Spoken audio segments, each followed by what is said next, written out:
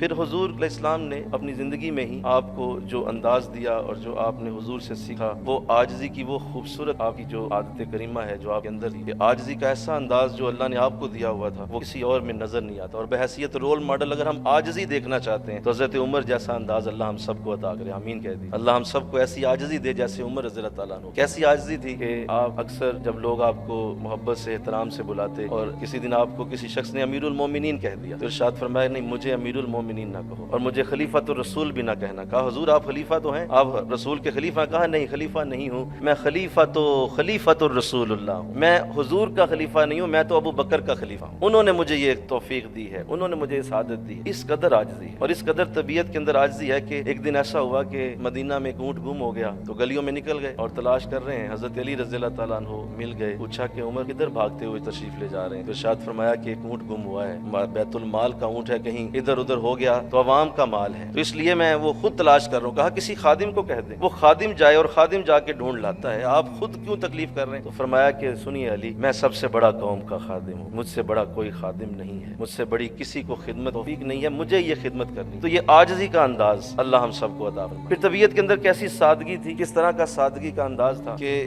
آپ کے پاس جو کرتا مبارک تھا اس کے اوپر کافی پیبند لگے ہوتے اور وہ پیبند نظر بھی آتے تھے۔ اکثر جب سفیر ملنے آتے، اکثر جب کوئی مہمان آتا تو آپ اسی طرح بیٹھ جاتے۔ صحابہ کرام نے آپ سے عرض کی کہ حضور آپ ایک نیا کرتا لے لیں، ایک نیا کرتا سلوا لیں اور جب کوئی مہمان ملنے آئے تو اس وقت پہن لیا کریں، لیکن آپ نے کوئی توجہ نہ کی، یہاں تک کہ سارے مل کے حضرت علی رضی اللہ تعالیٰ عنہ کی خدمت میں حاضر ہوئے۔ ارشاد فرمایا کہ آپ ہی ان سے یہ کہہ دیں کہ کوئی مہمان آئے تو اس وقت تو پہن لیا کریں۔ تو حضرت علی فرمانے لگے کہ دیکھیے میں اور بہت ساری باتیں عمر سے کر سکتا ہوں لیکن یہ بات میں عمر سے نہیں کر سکتا، اس طرح کی بات عمر سے کرنا میرے لیے ممکن نہیں ہے، میں جانتا ہوں ان کی طبیعت کیسی ہے لہٰذا مجھ سے نہیں ہوگا۔ ہاں اگر تم چاہتے ہو کہ یہ ہو جائے تو ایک ہی شخص ہے جو انہیں منا سکتا ہے، جاؤ اما عائشہ رضی اللہ تعالیٰ عنہ کے پاس چلے جاؤ، وہ اگر منائیں گی تو امید ہے عمر مان جائیں گے۔ تو حضرت اما عائشہ رضی اللہ تعالیٰ عنہ کو بتایا گیا تو آپ نے فرمایا ضرور کہوں گی، بلائیے اسے۔ حضرت عمر تشریف لائے تو آپ نے ارشاد فرمایا عمر اس میں حرج کیا ہے؟ اور اسلام پسند کرتا ہے خوبصورتی کو، اسلام خوبصورتی کا دین ہے، اسلام اس کو اچھا سمجھتا ہے، اگر تم اچھے کپڑے پہن لو گے تو عمر اس میں کوئی حرج نہیں ہے، آپ اچھے کپڑے پہن لیجئے، ہاں چلو مہمان آئے تو پہن لیجئے۔ تو کیا انداز ہے، کیا جملہ ہے، کیا خوبصورت ترتیب ہے اور کیا آپ نے وہ اعلیٰ سادگی کی مثال دی۔ فرمایا ضرور میں آپ کی بات ضرور مانوں، اس میں کوئی شک نہیں، آپ نے مجھے حکم دے دیا، میرے لیے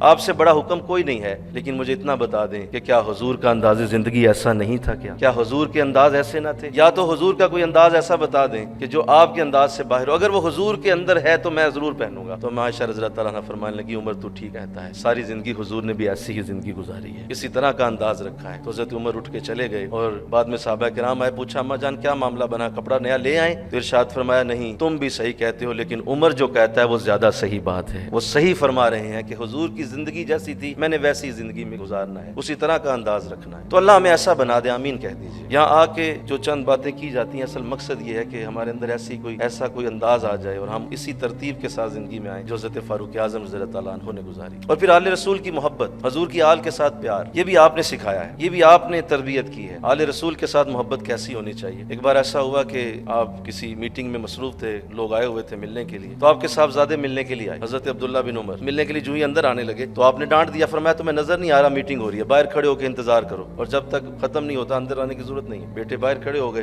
تھوڑی دیر گزری تو حضرت حسن رضی اللہ تعالیٰ عنہ آئے، باہر کھڑے ہوئے دیکھا، فرمایا کہ میں ملنا چاہتا ہوں، عرض کیا کہ اندر تو کوئی گفت و شنید جاری ہے لہٰذا آپ انتظار کر لیجئے، مجھے بھی یہی حکم ہے کہ انتظار کیجیے۔ فرمایا کوئی حرج نہیں، میں ظہر کے وقت مل لوں گا، یہ کہہ کے تو آپ تشریف لے گئے۔ تھوڑی دیر بعد جب واپس جو ہے حضرت عمر باہر آئے تو آپ نے پوچھا کہ کوئی آیا تھا، کوئی مہمان؟ کہا جی حضرت حسن رضی اللہ تعالیٰ عنہ آئے۔ کہا تو کیا ہوا، آپ اندر بھیج دیتے؟ فرمایا حضور آپ نے مجھے ڈانٹ دیا، تو مجھے آپ نے ڈانٹا تو میں نے انہیں کہہ دیا کہ آپ تشریف نہ لے جائیں کیونکہ اندر گفت و شنید ہے اور وہ فرما رہے ہیں کہ ابھی آپ نہ آئیے۔ تو آپ روئے، فرمایا تجھے ایسا نہیں کرنا چاہیے تھا، تو جانتا ہے کہ وہ بیٹا کس کا ہے، تو جانتا ہے کہ وہ نواسا کس کا ہے، تو جانتا ہے کہ اس کی نسل کس کی ہے، لہٰذا ایسا نہ کرنا چاہیے تھا۔ فوراً آپ بھاگے دوڑے اور حضرت فاطمہ الزہرا رضی اللہ تعالیٰ عنہ کے گھر پہنچ گئے اور باہر دروازے پہ ہاتھ باندھ کے کھڑے ہو گئے۔ فرمایا کہ اگر حسن باہر تشریف لے آئیں تو خلیفہ وقت انہیں خود ملنے کے لیے آیا ہے، میں حاضر ہوں حضور، آپ نے میرے دروازے پہ آنے کی سعادت مجھے دی ہے، اگر میں اس وقت نہ مل سکا تو میں خود آپ کے پاس چل کے آتا ہوں۔ تو آل رسول کا جو پیار آپ نے دیا ہے اور آل رسول کی جو محبت آپ نے دل میں ڈالی ہے وہ کوئی نہیں ڈال سکا۔ لہٰذا میں یہاں ایک بات کروں کہ اگر یہ ساری خوبصورت باتیں کرتے چلے جائیں اور حضور کی وہ حدیث کہ آقا علیہ السلام نے حضرت جبریل علیہ السلام سے پوچھا کہ جبریل ذرا آج میرے عمر کے فضائل تو بیان کیجئے، تو ارشاد فرمایا کہ حضور مجھے اگر حضرت نوح علیہ السلام جتنی عمر بھی دی جائے تو بھی میں عمر کے فضائل بیان نہیں کر سکتا۔